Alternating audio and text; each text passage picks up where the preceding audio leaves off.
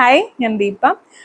ഇന്ന് ഞാൻ passive income അല്ലെങ്കിൽ പോക്കറ്റ് മണിക്ക് വേണ്ടിയിട്ട് ഞാൻ പയറ്റി തെളിഞ്ഞതും പൊളിഞ്ഞതുമായിട്ടുള്ള കുറച്ച് പണികൾ അത് എന്തൊക്കെയാണ് എന്നുള്ളതാണ് ഡിസ്കസ് ചെയ്യാൻ പോകുന്നത്. അപ്പോൾ അത് കുറെ പേർക്കെങ്കിലും യൂസ്ഫുൾ ആവുമെന്ന് കരുതുന്നു. അതുപോലെ ഞാൻ ഓരോന്നും ചെയ്തിരുന്നപ്പോൾ എനിക്ക് എത്രത്തോളം എമൗണ്ട് എനിക്ക് കിട്ടിയിരുന്നു എന്നുള്ളതും പിന്നെ അപ്പൊ അത് എങ്ങനെയായിരുന്നു മുന്നോട്ട് പോകേണ്ടിയിരുന്നത് എന്നൊക്കെയുള്ള ഒരു ചെറിയൊരു ഔട്ട്ലൈൻ തരാനും കൂടെ ഞാൻ ശ്രമിക്കുന്നുണ്ട്. എത്രത്തോളം പറഞ്ഞു തീരുമെന്ന് എനിക്ക് അറിയത്തില്ല. എനിവേ, നമുക്ക് സ്റ്റാർട്ട് ചെയ്യാം. അപ്പൊ ഞാൻ എൻ്റെ ഡിഗ്രി കംപ്ലീറ്റ് ചെയ്തതിന് ശേഷം ഉടനെ തന്നെ എനിക്ക് ജോലി കിട്ടുമായിരുന്നു. അതെൻ്റെ ഒരു ബ്രദറിന്റെ കമ്പനി തന്നെ എനിക്ക് ജോലി കിട്ടി, IT ഫാമിലായിരുന്നു. അപ്പൊ അതിന്റെ തുടക്കത്തിലെ സാലറി, അതൊരു സ്റ്റാർട്ടപ്പ് ആയിരുന്നുകൊണ്ട് തന്നെ തുടക്കത്തിൽ എനിക്ക് കിട്ടിയിരുന്നത് 2000 രൂപയാണ്. അപ്പൊ ഈ 2000 രൂപ എൻ്റെ വണ്ടി കാശ് മാത്രമേ ആവുന്നുള്ളൂ. അതിന് തന്നെ കുറെ ഞാൻ 2 വീലറിലാണ് പോയിക്കൊണ്ടിരുന്നത്. അതിന് തന്നെ കുറെ പണികൾ എപ്പോഴും കാണും. അപ്പൊ അങ്ങനെ തന്നെ പൈസ അങ്ങ് പോകും. അപ്പൊ അന്നോട്ടുള്ള ചിന്തയാണ്, ഇത് പോരെ, എനിക്ക് കുറച്ചും കൂടെ ഒന്നെങ്കിൽ ഞാൻ ജോലി മാറണം. എനിക്ക് ജോലി മാറാൻ ഒരു താല്പര്യമൊന്നുമില്ല, കാരണം അവിടെ നല്ല ഒരു ഫാമിലി ലൈക്ക് അറ്റ്മോസ്ഫിയർ ആണ്. അതുകൊണ്ട് ജോലി മാറാൻ എനിക്ക് താല്പര്യമില്ല. പക്ഷെ സെക്കൻഡ് സോഴ്സ് ഓഫ് ഇൻകം വേറെ എന്ത് നമുക്ക് ചെയ്യാം എന്നുള്ളൊരു ചിന്ത അന്നോട്ടേ ഉണ്ടായിരുന്നേ. അപ്പം കുറച്ച് അങ്ങോട്ട് അത്യാവശ്യം ശമ്പളമൊക്കെ എനിക്ക് ഉള്ള സമയത്ത് തന്നെയാണ് അല്ലെങ്കിൽ ഞാൻ ഈ ഒരു IT ബിസിനസിന്റെ ഒരു ബിസിനസ് സൈഡിലേക്കൊക്കെ ഇറങ്ങാൻ തുടങ്ങി. അതിനെപ്പറ്റി മനസ്സിലാക്കാൻ തുടങ്ങിയപ്പോഴാണ് എനിക്ക് മനസ്സിലായത്, ഓക്കെ, ഇത് നമുക്ക് ഫ്രീലാൻസ് ആയിട്ട് നമുക്ക് വർക്ക് എടുക്കാവുന്നതാണ്, അത്യാവശ്യം പണി അറിയാമെങ്കിൽ. അപ്പൊ അന്നൊക്കെ ഞാൻ ചെയ്തുകൊണ്ടിരുന്നത് കൂടുതലും പ്രോഗ്രാമിങ്ങിന്റെ കൂടെ തന്നെ എനിക്ക് ഏറ്റവും കൂടുതൽ വന്നുകൊണ്ടിരുന്ന ജോലികൾ എന്ന് പറഞ്ഞാൽ ഡോക്യുമെന്റേഷൻ ആണ്, എഴുത്ത്. അപ്പം അതിന് എനിക്ക് അത്യാവശ്യം നല്ല അപ്രിസിയേഷൻ എനിക്ക് ഓഫീസിൽ തന്നെ കിട്ടിയിരുന്നു. അപ്പൊ ഞാൻ വിചാരിച്ചു, ഓക്കെ, കണ്ടന്റ് റൈറ്റിങ്ങോ അങ്ങനെ എന്തെങ്കിലും ജോബ് കിട്ടുമോ നോക്കാം. അങ്ങനെ ഞാൻ ഫസ്റ്റ് തപ്പിയ ജോലി എന്ന് പറയുന്നത് ഓൺലൈനായിട്ട് തന്നെ കണ്ടന്റ് റൈറ്റിങ്ങിന് അന്നേരം അല്ല, ഇപ്പോഴും ഉണ്ട്, ഒത്തിരി സൈറ്റുകളുണ്ട്. ഫ്രീലാൻസ്, ഗുരു, അപ്വർക്ക്, ഫൈവർ, അങ്ങനെയൊക്കെ പറഞ്ഞിട്ട് കുറെ സൈറ്റുകളൊക്കെ ഉണ്ട്. അപ്പൊ ഇപ്പോഴും ഉണ്ടെന്ന് തോന്നുന്നു. അപ്പൊ അതിലൊക്കെ കയറിയിട്ട് ഞാൻ ഇങ്ങനെ രജിസ്റ്റർ ചെയ്തിട്ട് ഓരോ കോട്ടൊക്കെ ഇട്ട് നോക്കും. ഓരോരുത്തരുടെ റിക്വയർമെന്റിനെ ബേസ് ചെയ്തിട്ട് കോട്ടൊക്കെ ഇട്ട് നോക്കും. ഒന്നും അങ്ങനെ കിട്ടിയിട്ടില്ല. ഞാൻ ട്രൈ ചെയ്തു, കിട്ടിയിട്ടില്ല എന്നുള്ളതാണ്. അപ്പം എനിക്ക് കുറെ അധികം ട്രൈ ചെയ്ത് കഴിഞ്ഞപ്പോൾ മനസ്സിലായി ഇത് ശരിയാവില്ല. കാരണം എനിക്ക് കാണിക്കാൻ എന്തെങ്കിലും ഒരു വർക്ക് ആദ്യം വേണം. അപ്പൊ അങ്ങനെ കാണിക്കാൻ തരാനും മാത്രം ആരും ഇല്ല. ഇനി തന്നാൽ തന്നെ ഇവർ ഫേക്ക് ആണോ ഇല്ലയോ, നമ്മൾ ചുമ്മാ ജോലി ചെയ്ത് പൈസ കിട്ടുമോ, അങ്ങനെയൊന്നും നമുക്കൊരു പ്രതീക്ഷ ഉണ്ടോ എന്ന് ചോദിച്ചു കഴിഞ്ഞാൽ ഉണ്ട്. എന്നാൽ ഇതിന്റെ അകത്തോട്ടുള്ള പരിപാടികളൊന്നും അറിയാത്തതുകൊണ്ട് ആ ഒരു സംഭവം കുറെയൊക്കെ ഒന്ന് ട്രൈ ചെയ്ത് ഞാനത് അവിടെ നിർത്തി. അപ്പൊ അതാണ് ആദ്യത്തെ പരിപാടി, കണ്ടന്റ് റൈറ്റിംഗ്.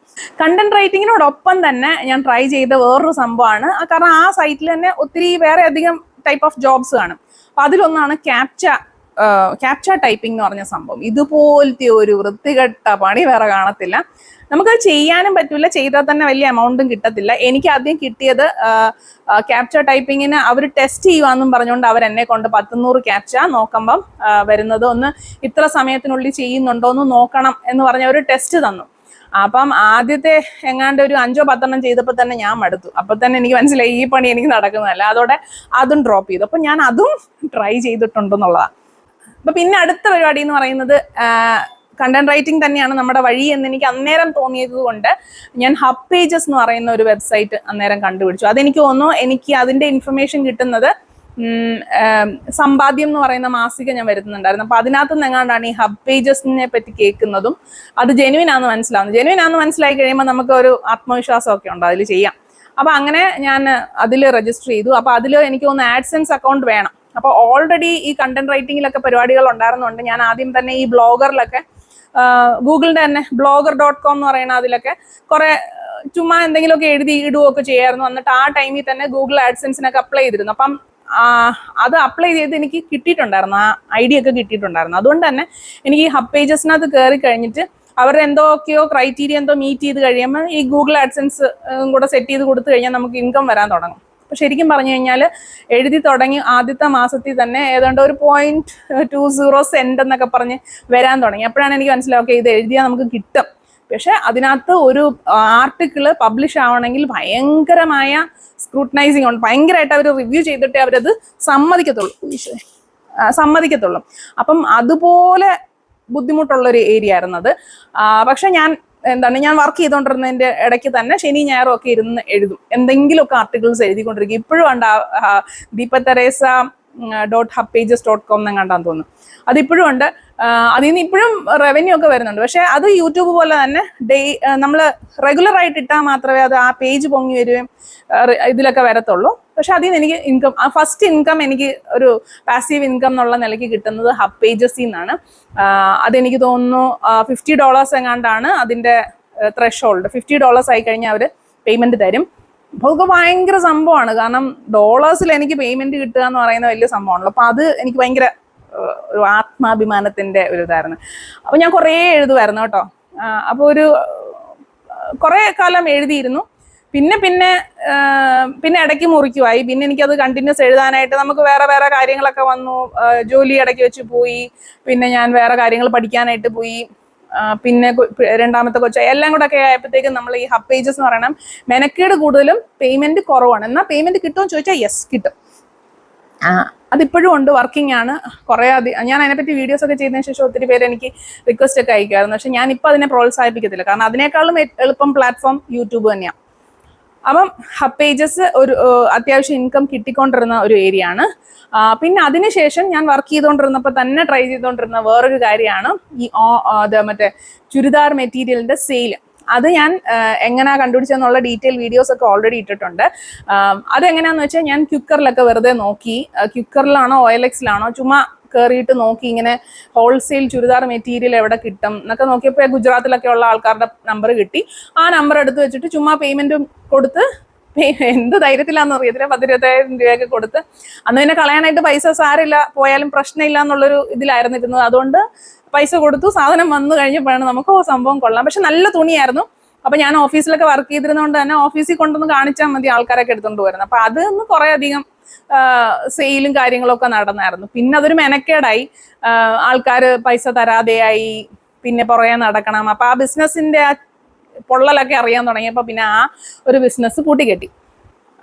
പിന്നെ എനിക്ക് തോന്നുന്നു പിന്നെ ഞാൻ ഓഫീസിൽ ഇരുന്നുകൊണ്ട് തന്നെ ചെയ്തുകൊണ്ടിരുന്ന സമയം, അതായത് എനിക്ക് തോന്നുന്നു 2008 കല്യാണമൊക്കെ കഴിഞ്ഞ ആ ടൈമിൽ എനിക്ക് ബിജു നമ്മുടെ ട്രേഡിങ്ങിന്റെ കാര്യങ്ങളൊക്കെ പറഞ്ഞു തരാൻ തുടങ്ങിയതിന് ശേഷം ഞാൻ പിന്നെ അതിലോട്ടായി. അതെന്ന് പറയുമ്പോൾ ഷോർട്ട് ടേം ട്രേഡ്സ് ഒക്കെയാണ്. ഇപ്പം ഈ മാസം ഇട്ട് കഴിഞ്ഞാൽ ഒരു 2-3 മാസം കഴിയുമ്പം കുറച്ചധികം ലാഭം കിട്ടുന്നു. അതൊരു ഭയങ്കര ഒരു ക്രേസ് ആയിരുന്നു. അപ്പോൾ എല്ലാ മാസവും കുറച്ച് എമൗണ്ട് ഇടും. ഒരു ആക്രാന്തം പോലൊക്കെ കുറെ പൈസ പോയിട്ടുമുണ്ട്, കുറെ പൈസ കിട്ടിയിട്ടുമുണ്ട്. അപ്പൊ അത് ഇപ്പോഴും തുടരുന്ന ഒരു പരിപാടിയാണ് ട്രേഡിങ് എന്ന് പറയുന്നത്. അപ്പൊ ഇത്രയാണ് ജോലി ഉണ്ടായിരുന്ന 9 to 5 ജോബിന് പോയിക്കൊണ്ടിരുന്ന സമയത്ത് ഞാൻ സൈഡായിട്ട് ചെയ്തുകൊണ്ടിരുന്ന കുറച്ച് ബിസിനസ്.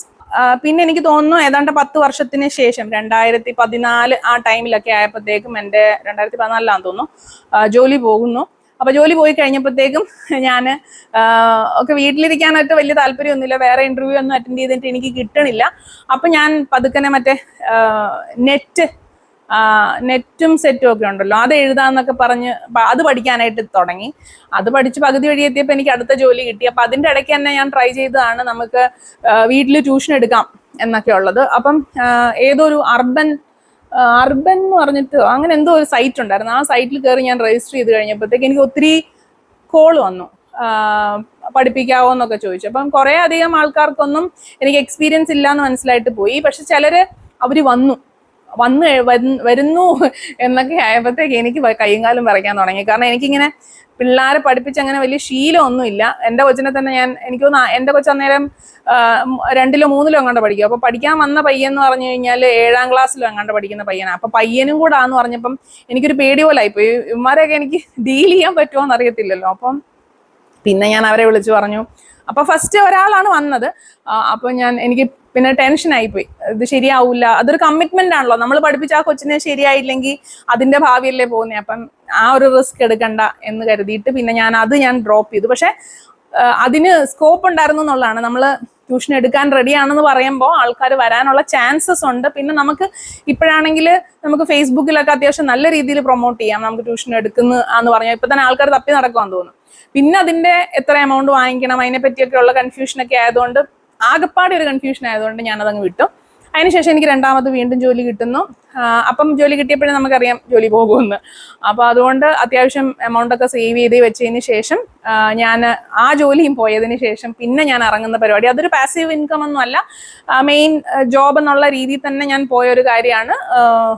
എന്താണ്, PWD കോൺട്രാക്ടർ ലൈസൻസ് എടുത്തിട്ട് സിവിൽ വർക്കുകൾ അച്ചാച്ചിയുടെ കൂടെ എൻ്റെ അച്ഛൻ്റെ കൂടെ തന്നെ സിവിൽ വർക്കുകൾ എടുക്കുക എന്നുള്ളതായിരുന്നു. ഒരു 1.5-2 വർഷത്തോളം ഞാൻ ഇതിലോട്ടൊക്കെ ഇറങ്ങി. ഒരു 2-3 വർക്കെങ്ങാണ്ടാണ് ഞാൻ എടുത്തത്. പിന്നെ ബാക്കിയുള്ള എല്ലാ അച്ഛൻ്റെ വർക്കുകളൊക്കെ തന്നെ നോക്കി നടത്തിക്കൊണ്ടിരിക്കുകയായിരുന്നു. അത് നല്ല ലാഭമുള്ള പരിപാടിയായി. ഇട്ട് കഴിഞ്ഞാൽ ഇട്ടതിൻ്റെ ഇരട്ടിയുടെ ഇരട്ടിയോ കിട്ടുന്ന ഒരു ഏരിയ തന്നെയാണ്. പക്ഷെ ഇതിനകത്ത് കുറേ അധികം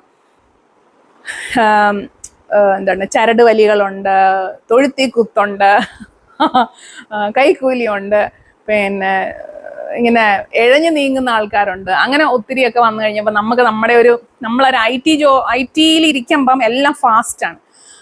നമ്മൾ അത് കഴിഞ്ഞ് ഇതിലോട്ട് വരുമ്പം മറ്റേ പണ്ടത്തെ ജാമ്പവാന്റെ കാലത്തോട്ട് പോകുന്ന പോലത്തെ ഒരു ഇതായിരിക്കും. നമ്മൾ ഈ ഒരു ഞാൻ ആദ്യം വർക്ക് എടുത്തത് BSNL-ലാണ് വർക്ക് എടുത്തത്. BSNL ടെലിഫോൺ എക്സ്ചേഞ്ചുകൾ, അത് ടെലിഫോൺ എക്സ്ചേഞ്ച് അല്ല, അതിൻ്റെ ക്വാർട്ടേഴ്സ് ഒക്കെ ഉണ്ടല്ലോ. അപ്പോൾ അവിടുത്തേക്ക് അറ്റകുറ്റപ്പണികളൊക്കെയാണ് ഞാൻ തുടക്കത്തിലെടുത്തത്. ഇതുപോലെ ചൊറി പിടിച്ച എന്താണ്, എന്ത് ചെയ്താലും കുറ്റമാണ്, നല്ല രീതിയിൽ ചെയ്താലും കുറ്റമാണ്. അങ്ങനെയൊക്കെ ഉള്ളതായപ്പോഴത്തേക്കും പിന്നെ നമ്മുടെ പൈസ ഇട്ട് കടിക്കുന്ന പട്ടീനെ മേടിക്കുന്ന ഒരു അവസ്ഥയായിപ്പോയി. അതുകൊണ്ട് പിന്നെ ആ ജോലി നിർത്തി. അത് കഴിഞ്ഞ് പിന്നെ പ്രഗ്നൻ്റ് ആവുന്നു. രണ്ടാമത്തെ കുഞ്ഞിന് ഒരു 6 മാസം ഉള്ളപ്പോൾ തൊട്ട് എനിക്ക് വീണ്ടും ഇരിക്കപ്പുറത്തി ഇല്ലാതാവുന്നു, എന്തെങ്കിലും ഒരു ജോലി ട്രൈ ചെയ്യണം.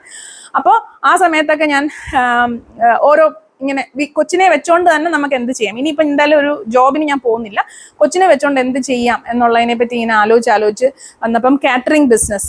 പക്ഷെ എനിക്ക് അതിന് ആരെങ്കിലും ഹെൽപ്പ് വേണം. അപ്പം അമ്മയടുത്ത് ചോദിച്ചപ്പോൾ അമ്മ പറഞ്ഞു എനിക്കൊന്നും പറ്റത്തൊന്നുമില്ല ഈ പരിപാടിക്കൊന്നും, ഇതൊക്കെ എന്താ നാട്ടുകാരെന്ത് വിചാരിക്കും എന്നൊക്കെയുള്ള ഡയലോഗൊക്കെ ആയപ്പോഴത്തേക്കും എനിക്ക് പിന്നെ ഹെൽപ്പ് ഇല്ലല്ലോ. ഒന്നാമത് എനിക്ക് ജോലി ചെയ്യാൻ ഭയങ്കര ബുദ്ധിമുട്ടാണ്. എനിക്ക് ആരെങ്കിലും ഹെൽപ്പ് ഉണ്ടെങ്കിൽ നമ്മൾ പിന്നെയും നോക്കാം.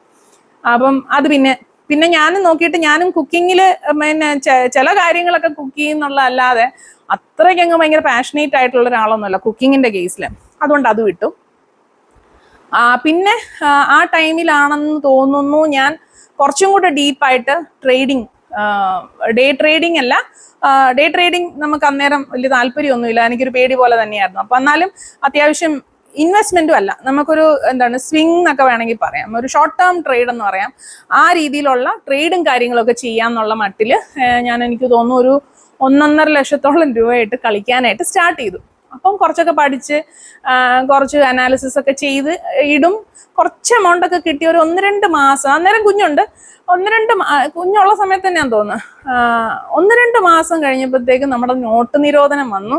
കംപ്ലീറ്റ് ഞാൻ ഇട്ട പൈസയെല്ലാം ഇടിഞ്ഞ് താഴെ പോയി എന്ന് വേണം പറയാൻ. അപ്പം ഒന്നും ചെയ്യാൻ പറ്റിയില്ല. അതവിടെ വെച്ച് നിർത്തി. പിന്നെ ഞാൻ ഇറങ്ങിയ ഏരിയയാണ് ഈ ഒരു ബൊട്ടിക് സ്റ്റിച്ചിങ് ആൻഡ് ഡിസൈനിങ് എന്ന് പറയുന്ന ഏരിയ. ഇതെല്ലാ പരിപാടിയിലോട്ട് ഇറങ്ങുന്നതിന് മുന്നേയും ഇതിനെപ്പറ്റി ഒത്തിരി കാര്യങ്ങൾ പഠിച്ച് മനസ്സിലാക്കി, അതിൻ്റെ ആർട്ടിക്കിൾസ് വായിച്ച്, അതിൻ്റെ വീഡിയോസ് നോക്കി, അതിനൊരു പ്ലാൻ ഉണ്ടാക്കി. മുന്നേ പല വീഡിയോസിൽ ഞാൻ ഓരോ കാര്യത്തിലോട്ട് ഇറങ്ങുമ്പോൾ ഉള്ള പ്ലാനൊക്കെ ഉണ്ടാക്കുന്നതൊക്കെ ഞാൻ കാണിച്ചിട്ടുണ്ട്. അതുപോലെ തന്നെ എല്ലാത്തിനും ഒത്തിരി എഫേർട്ട് ഇട്ട് പ്ലാൻ ഉണ്ടാക്കി, പ്ലാൻ എ എന്താണ്, പ്ലാൻ ബി എന്താണ്, ഇതിലെന്തൊക്കെ വരും, എന്തൊക്കെ വന്നാൽ എങ്ങനെ ഡീൽ ചെയ്യണം, എല്ലാ കാര്യങ്ങളും എഴുതി വെച്ചിട്ട് സ്റ്റെപ്പ് ബൈ സ്റ്റെപ്പായിട്ട് തന്നെയാണ് സ്റ്റാർട്ട് ചെയ്യുന്നത്. അപ്പം അങ്ങനെ തന്നെ നമ്മൾ ഈ ഒരു ബൊട്ടിക് സർവീസ് അതും സ്റ്റാർട്ട് ചെയ്തു.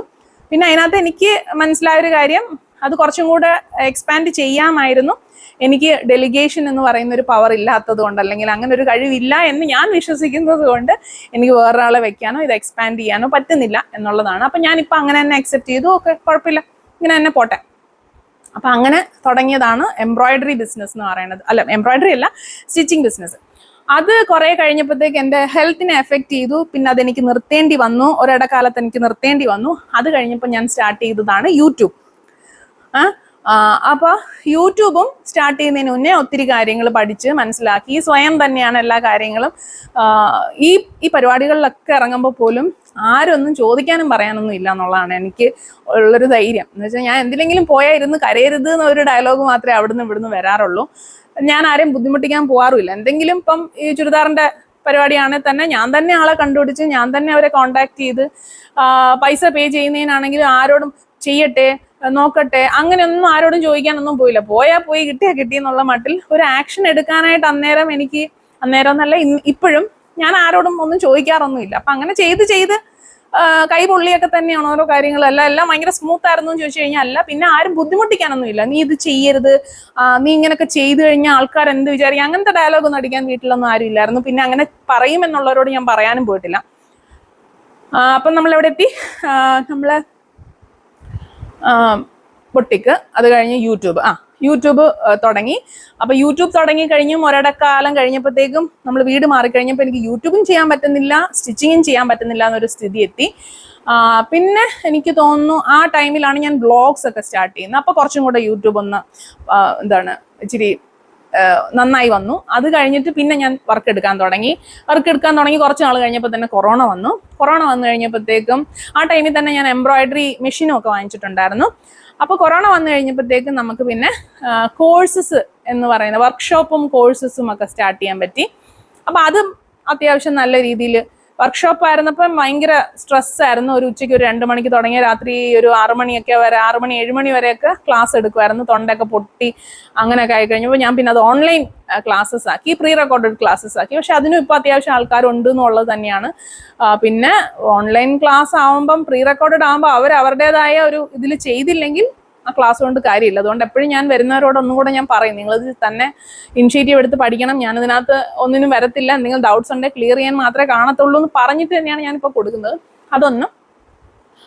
അത് കഴിഞ്ഞപ്പോൾ പിന്നെ പയ്യനെ എംബ്രോയിഡറി ബിസിനസ് സ്റ്റാർട്ട് ചെയ്യാൻ തുടങ്ങി. ഇപ്പം എംബ്രോയിഡറിയും ഒരു സെക്ഷനാണ്, ഒരു പാസീവ് ഇൻകം സെക്ഷനാണ്. പിന്നെ പണ്ട് ചെയ്തുകൊണ്ടിരുന്ന ആ ഒരു ട്രേഡിങ്, ഒരു ഷോർട്ട് ടേം ട്രേഡിങ്, അതിപ്പോഴും കണ്ടിന്യൂ ചെയ്യുന്നുണ്ട്. അതിൽ നിന്നും കുറച്ച് എമൗണ്ട് വരുന്നുണ്ട്. പിന്നെ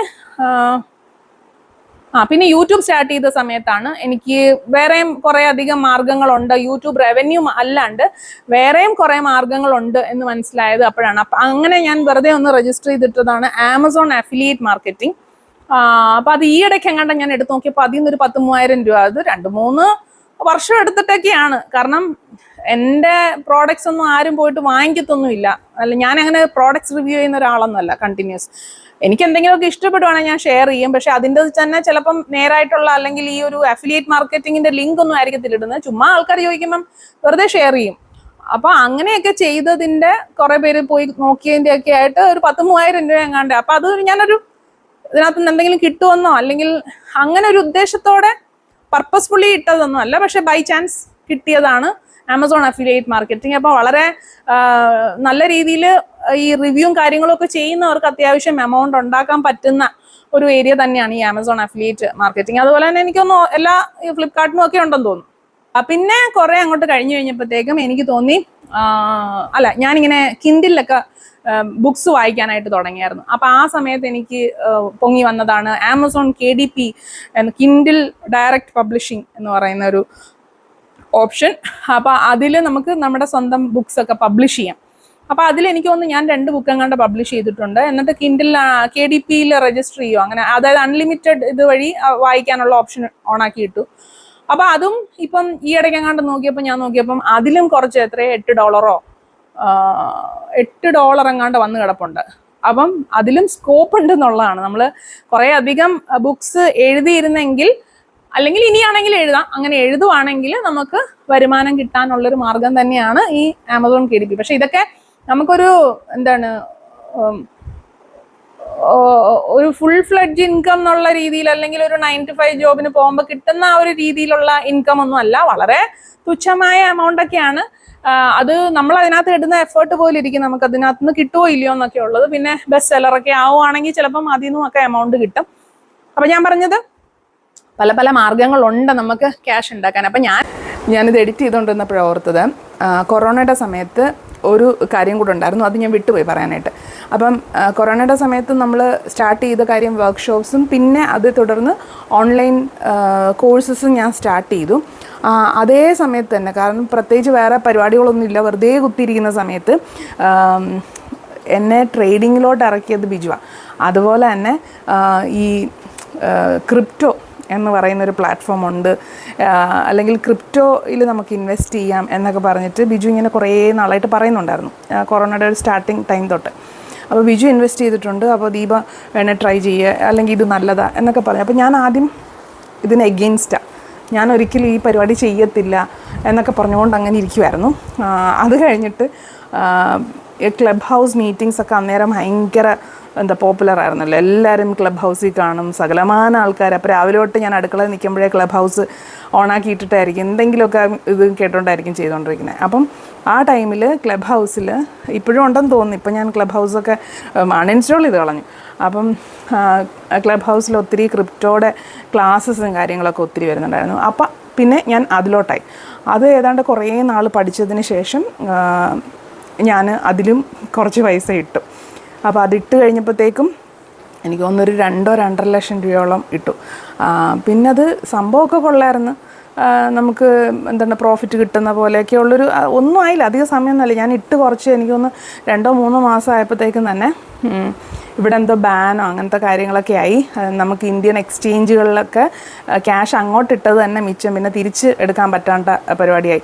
വോൾഡ് എന്നൊക്കെ പറഞ്ഞിട്ടുള്ള അതുവഴിയാണ് ഞാൻ ആദ്യം ഇട്ടത്. അത് കഴിഞ്ഞ് പിന്നെ ഗേറ്റ് അയ്യോ എന്ന് പറഞ്ഞിട്ടൊരു എക്സ്ചേഞ്ച് വഴി ഇട്ടു. പിന്നെ ബാക്കിയുള്ള എക്സ്ചേഞ്ചൊക്കെ എക്സ്പ്ലോർ ചെയ്യുന്നതിന് മുന്നേ തന്നെ സംഭവം ഒത്തിരി റെസ്ട്രിക്ഷൻസൊക്കെ ഇന്ത്യയിൽ വന്നു. ക്രിപ്റ്റോ ശരിയല്ല, അതാണ് ആനയാണ് ചേനയാണെന്നൊക്കെ പറഞ്ഞ്. ശരിയാണ്, നമ്മുടെ കൈവിട്ടൊരു കളിയാണ്. പക്ഷെ ഒന്ന് ട്രൈ ചെയ്യാമെന്ന് വിചാരിച്ച് അതിലും ഞാൻ പോയി പൈസ ഇട്ടിട്ടുണ്ട്. എൻ്റെ പൈസ അവിടെ കിടപ്പുണ്ട്, അതെടുക്കാൻ പറ്റുന്നില്ല. പിന്നെ അത് പൊങ്ങി വരുമോ അതോ താന്നു പോവോ ഇതൊന്നും അറിയത്തില്ല. ഒരു അനിശ്ചിതാവസ്ഥയിൽ അങ്ങനെയും കുറച്ച് ക്യാഷ് കളഞ്ഞിട്ടുണ്ടെന്ന് ചോദിച്ചാൽ അത് തിരിച്ച് കിട്ടുമോ ഇല്ലയോ എന്നൊന്നും നമുക്ക് പറയാറായിട്ടൊന്നുമില്ല. അപ്പോൾ അതവിടെ ബ്ലോക്ക്ഡാണ്. ഈ ട്രേഡിങ്ങിലെ പോലെ തന്നെ. പിന്നെ ചില തീരെ തറയായിട്ടുള്ള കോയിൻസൊക്കെ വാങ്ങിച്ചു കഴിഞ്ഞാൽ കംപ്ലീറ്റ് പോക്കാണെന്നുള്ളത്. അപ്പോൾ ഞാനെല്ലാം കുറച്ച് ബിറ്റ് കോയിൻ അതുപോലുള്ള ടോപ്പ് ലെവൽ സംഭവങ്ങളിൽ മാത്രമാണ് ഇട്ടത്. എങ്കിലും അതിൻ്റെയൊക്കെ അവസ്ഥ എന്താണെന്ന് എനിക്കറിഞ്ഞില്ല. ഇപ്പം എനിക്ക് ആ ആപ്പൊന്നും തുറക്കാൻ പോലും പറ്റുന്നില്ല. അതിൻ്റെ പാസ്വേഡൊക്കെ മറന്നുപോയി. എത്ര നാളായില്ലേ, എനിക്ക് തോന്നുന്നു 2 വർഷത്തിന് മേലെയൊക്കെ ആയില്ലേ. അപ്പോൾ അതുകൂടെ പറയണമെന്ന് വിചാരിച്ചു.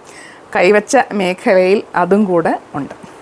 ഇപ്പം നോക്കുന്നതെല്ലാം ഒരു മൾട്ടിപ്പിൾ സോഴ്സസ് ആണ്. ഞാൻ സ്റ്റിച്ച് ചെയ്ത് ഡിസൈൻ ചെയ്ത് ഉണ്ടാക്കുന്നതുണ്ട്, എംബ്രോയിഡറി ബിസിനസ്സിൻ്റെ അതിൽ നിന്ന് വരുന്നുണ്ട്. അതായത് ഇപ്പോൾ സ്മോൾ ബിസിനസ്സുകാർ മിക്കവർക്കും ഈ ഒരു 1.5 ലക്ഷം രൂപ അല്ലെങ്കിൽ 2 ലക്ഷം രൂപ അടുപ്പിച്ച് ചിലവാക്കി ഒരു മെഷീൻ എടുക്കുന്നതിനെക്കാട്ടിൽ ഇതുപോലുള്ള ചെറിയ വർക്കിന് വേണ്ടിയിട്ട് അവർ മെഷീൻ എടുക്കണ്ട, എനിക്ക് തന്നു കഴിഞ്ഞാൽ ഞാൻ ചെയ്യും എന്നുള്ള രീതിയിൽ ഞാൻ കാര്യങ്ങൾ പറയാറുണ്ട്. അപ്പം എനിക്ക് അങ്ങനെ ഓർഡേഴ്സ് എനിക്ക് കിട്ടുന്നുണ്ട്. അപ്പോൾ അത് ഒരു ഇൻകം സോഴ്സ് ആണ്.